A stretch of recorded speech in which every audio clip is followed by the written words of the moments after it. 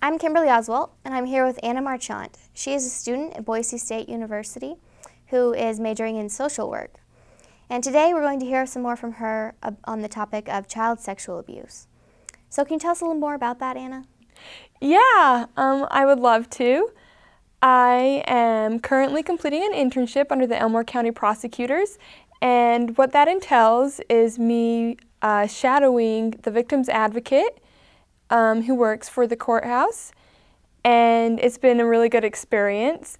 And I myself am a survivor of child sexual abuse, and I'm kind of like to talk about the effects that it has on society and how each of us can play a part in helping victims become survivors. And so that's my point in being here today. So from your personal experience, what would you say to victims of child abuse who are now adults and who have never told anyone their story? Oh, I would tell them that they need to tell. The first thing they need to do is tell somebody that they trust.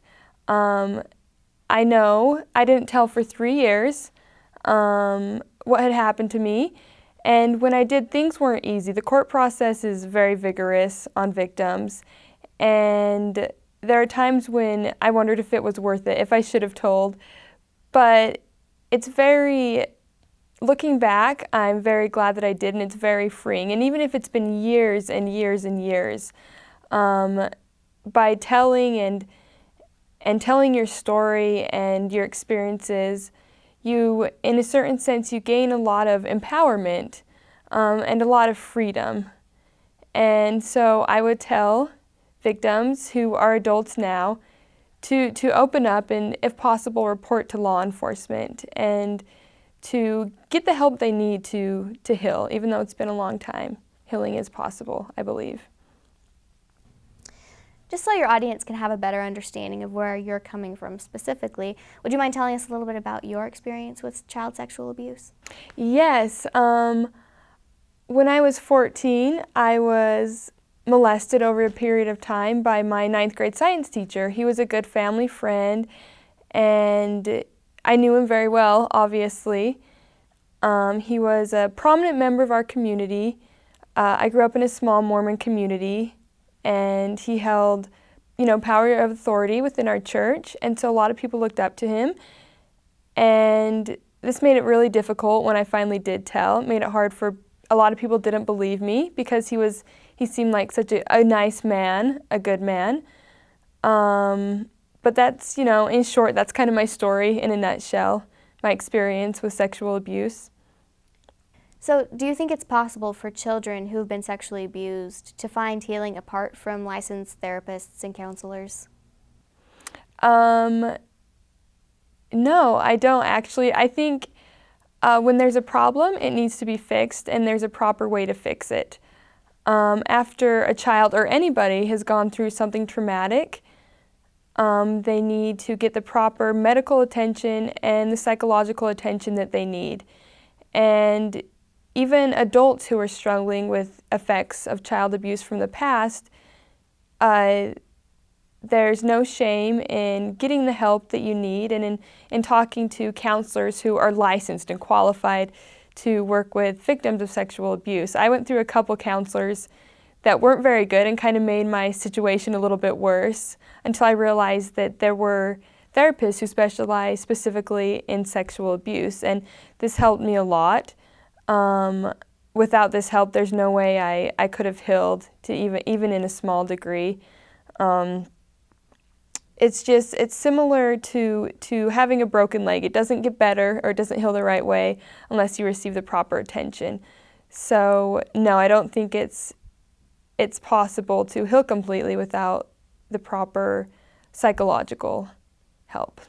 Do you still suffer from any emotional problems from your experience as a child? I do still have really hard days, and certain times in my life are difficult than others, but I have come a really long ways. So I do still have some emotional problems, I would say, but I look back and I've healed so much and accomplished a lot and come a long ways.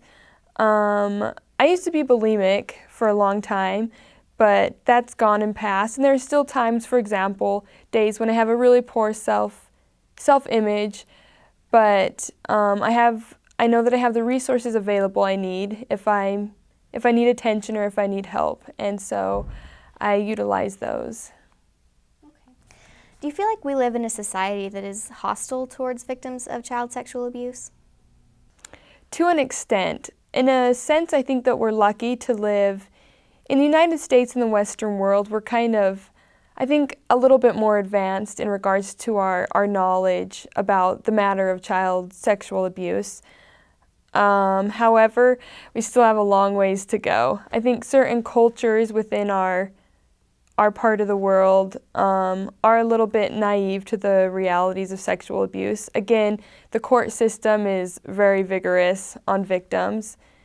So we're not as hostile as we could be. We've come a long ways, but we have a long ways to go as well.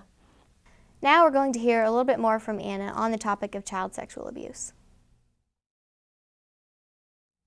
Hi, I'm grateful for the opportunity that I have to speak today about child sexual abuse and how we as members of society can help victims of abuse become survivors. And for the purpose of my talk, when I use the word survivors, I like to refer to somebody who has been through something really traumatic but has healed enough so that they're able to function in society and to live a generally happy life and to become contributing members of their community. And when I was thinking about my own personal experiences of child sexual abuse and things that I've read, because the topic is very interesting to me, obviously, and after speaking to a lot of other victims of abuse, I kind of realize that there are certain aspects of child sexual abuse, however different each case may be. There are certain aspects or characteristics that are part of every incident or every case of child sexual abuse. Obviously, we're all different and all of our experiences are different. So we all have kind of experienced different effects when it comes to child abuse. But the first thing that I think is a part of every incident or every case of child sexual abuse is self-loathing and lack of self-esteem. I think every child, regardless of their circumstances, regardless of their relationship with their abuser, suffers a certain extent of self-hatred and self-loathing after they've undergone this traumatic experience. Personally, the hardest part for me was the loss of identity that I felt after being sexually abused. I remember when it would be happening, I felt as though it was happening to someone else, like I was watching a horror movie. And after talking to a lot of other victims, I've realized that this is actually quite common. And as I tried to carry on my daily life, it was hard to figure out who I was and hard to function, and I lost confidence in myself and in my relationships with others. I also grew up in a very religious household and in a small Mormon community, as I stated earlier, and I'd been taught my whole life that I had been created by God and that I was His daughter.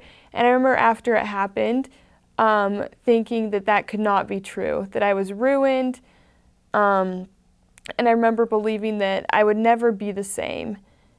And as part of my religious background, my parents had always taught me the importance of abstinence, and they taught me that sex is something that is to be shared between a man and a wife. And because of this, or partly because of this, I felt so dirty after being abused. And that's probably the main reason I didn't disclose the abuse for 3 years until I was 17 years old.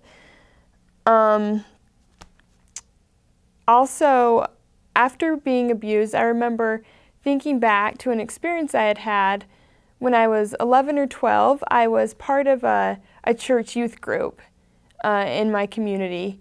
And one day, as an activity, in our group, we had a special speaker come and speak to all the young women in our group. So all the girls, I don't know, probably ages 10 to 17. And the topic that she spoke on was chastity and modesty. And she proceeded to speak about how important it was that we dress modestly and that we never expose ourselves. And she told us a story about a young woman she had known who grew up in a nice religious Mormon home. And she spoke about how as that young woman grew older, she began to rebel. And one of the things she would do to rebel against her parents and her church was that she would dress inappropriately and she would wear inappropriate clothing. And as she told the story, she went on to explain that this young woman was raped.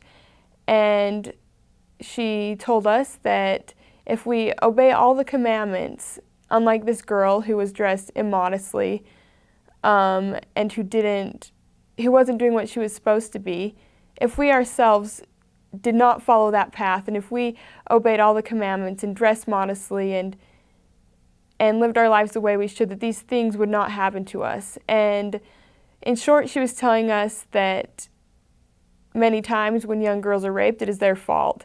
And I remember thinking about that a lot after I was molested by this man, and the idea that it had been my fault and that I had done something to let him think that I wanted what had happened to me or that I was responsible for it became a very vivid fear in my mind. And I also remember praying every night. I'd get down on my knees and I would pray to God, and I would beg Him to not send me to hell for what I had done, because due to the very nature of abuse, of course, I felt responsible for the incident.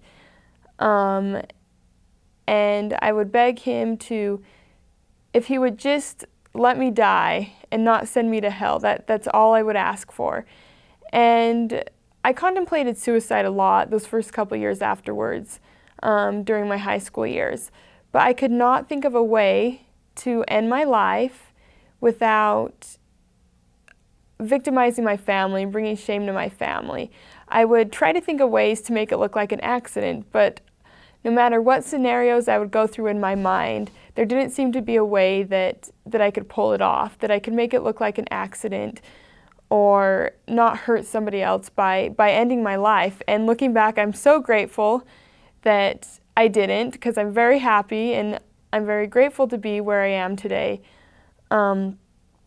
So I would tell all people who've had children who are abused or who've been abused themselves to hang in there, that even if things have been bad for a really, really long time, they can get better, one day at a time, one step at a time, and that we can heal from, even after really terrible experiences, even if they were not our fault, things can get better.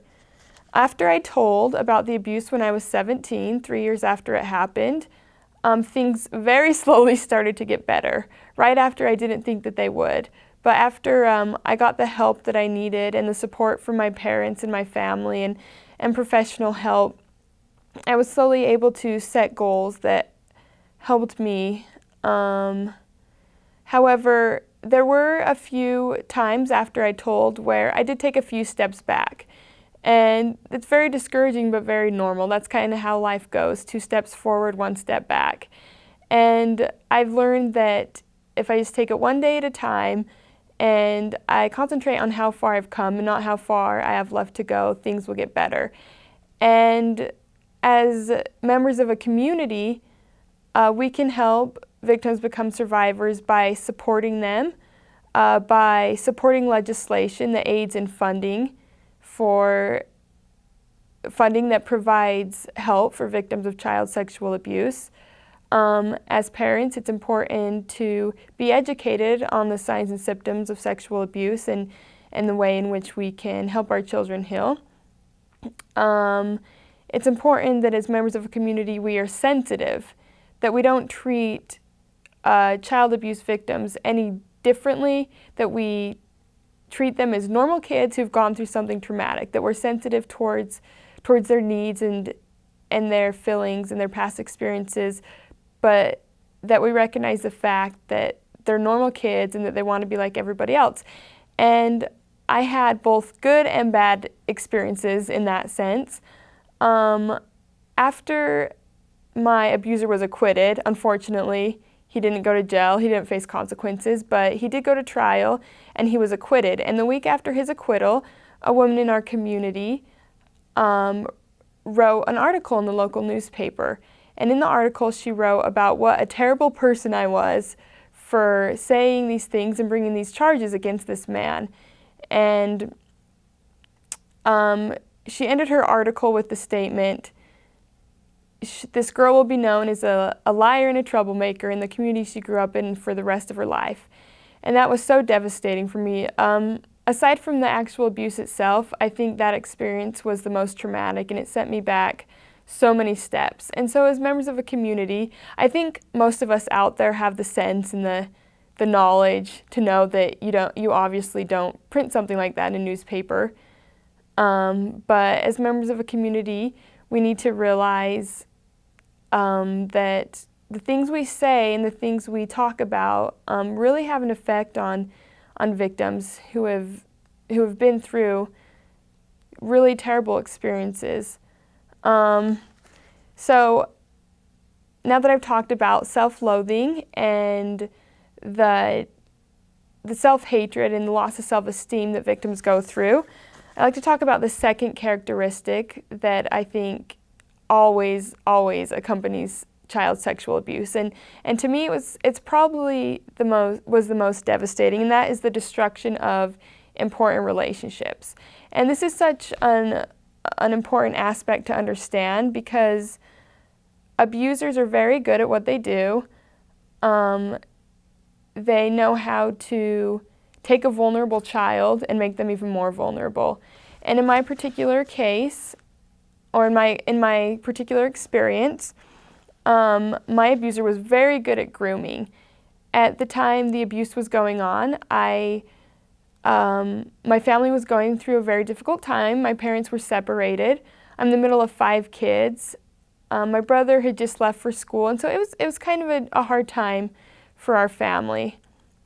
And we would have intimate conversations a lot. It started at the beginning of the school year, and we would talk about the difficulties that my parents were going through. And he talked a lot about my older sister, who I was very close to. She's 2 years older than me, and she's very smart, very pretty, good at everything she does, basically.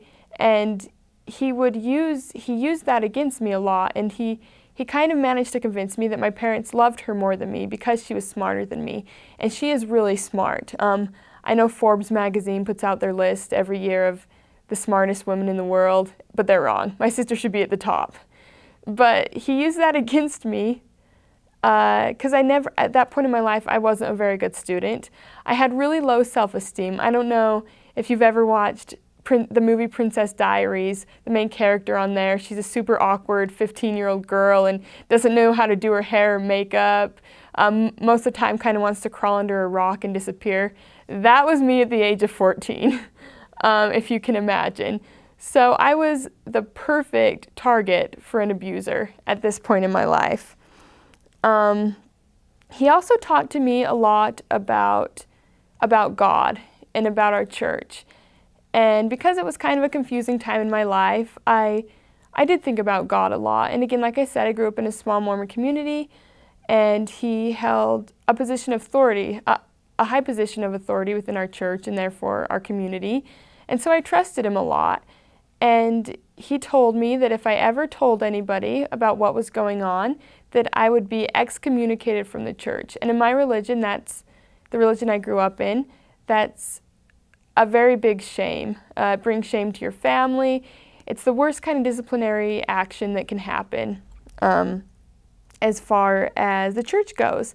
And that was a terrifying thought to me, the thought that I would be cut off from my church, and to me I thought God, and I was terrified of it. And so slowly he managed to drive a wedge between me and my parents. I remember being angry at my parents because I thought they loved my sister more than me, and therefore they hadn't taken care of me like they should have, and that's why this terrible thing had happened to me. And also, obviously, I I was scared to tell my parents. I remember being afraid that my mom would think I was a whore. I use that word all the time. I would call myself that all the time. And I felt like I had ruined this man's life, and that if anybody found out, I'd ruin their marriage, and I felt totally responsible for it. And I was angry at the church because I was afraid of them, and I was afraid of the consequences of what I thought were my actions. And that drove a wedge between me and my beliefs and my relationship with my Maker. It drove a wedge between me and my parents, and it drove a wedge between my sister and me, who were very close at the time. And abusers are very knowledgeable, like I said, and they know they're doing this. And looking back, I've been able to repair those relationships after I told about the abuse. And sometimes things still bother me, but I feel like I can openly speak to my parents, and I can speak to my sister, and we've healed so much. And to families who are going through this process, the number one thing I would say to remember is forgiveness. The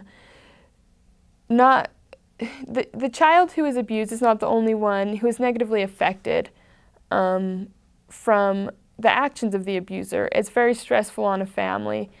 Things are said to each other, and things are done and things are said that you probably shouldn't be. And so forgiveness and being able to move on and to talk through things is very important. Again, professional counseling I also am a big believer in.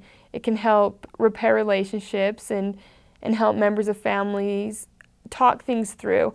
And from a bigger perspective, there are so many members of the community who helped my family so much.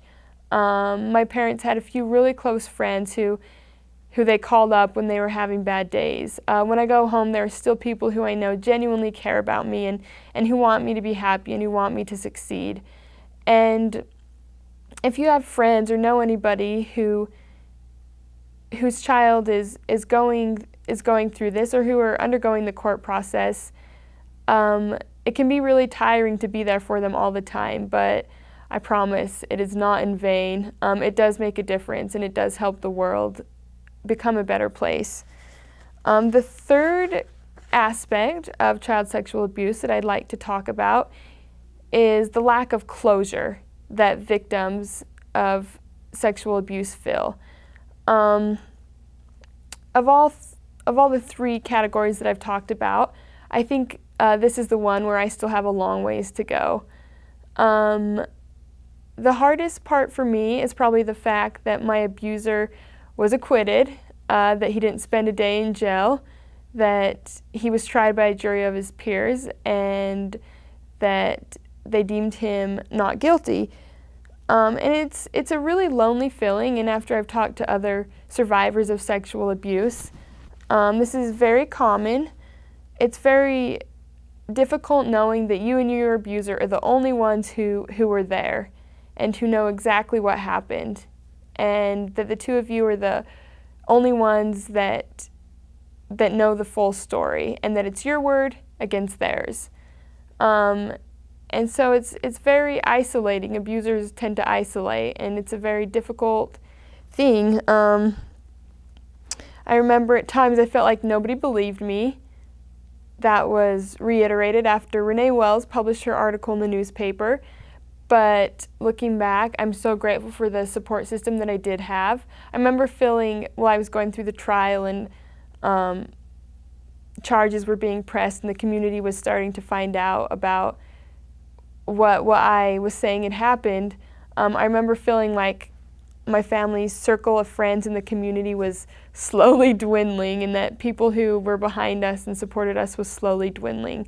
But I'm so grateful for the people who have stood behind us, and they are out there, and for the people who went the extra mile, for the people who offered to be there for me when I testified in court, and for people who called me up at just the right time, and for people who were there when my parents needed somebody to talk to, and for my siblings' friends who helped them when my family was going through this stressful time. And most of these people, I learned, many of them were people who had gone through similar experiences or had seen people they love go through similar experiences. So they tended to be more aware of the aspects of child sexual abuse. And because of this, I think this allowed them to understand what we were going through. And so for those of you out there who have gone through child abuse or whose loved ones have, you really, truly can have a powerful difference, because you are the ones who will know how to help victims become survivors, and who will truly understand the process. And you will be a necessary part of society and in making the world a better place. And to close, I know I've kind of talked about a lot of negative things, but to close, I just kind of like to reiterate the fact that we live in such a wonderful time where communication is in our favor. The realities of child sexual abuse are being made more aware to the general public, and we're so blessed to have that knowledge and the education at our disposal, and to be able to learn more about the matter. I've always been a believer in education, and I think being educated on topics like this, though they're difficult things to hear about and difficult things to think about, I feel that it's very important, and it takes each of us as individuals to try to refute the effects of child sexual abuse. And we can never stop people from making bad choices. We will never stop abusers from doing what they do, unfortunately, because they make selfish decisions, and we have no control over that. But we do have control over the way in which we view the issue, and the way we treat victims of abuse, and the way, if we are victims, the way that we react. And that's a wonderful and beautiful thing. And someone once said that the biggest evil in the world doesn't come from evil people, but from good people who do nothing. And I definitely believe that's true, because I believe that most people are generally good, and that they want to help, and they hate the idea that children are being abused. But at the same time, we're a little bit cautious and a little bit iffy about really talking about the matter, and really trying to help victims heal and become contributing members of society. But I do believe that we will be held accountable, and I apologize if you don't believe in God, I very much do. I do believe that we will be held accountable for the responsibility or the lack of responsibility we take in helping make the world a better place. And I know that together we can do that. We can make our world a better and a safer place, and we are all capable of healing and helping people heal who have gone through traumatic experiences. Thank you.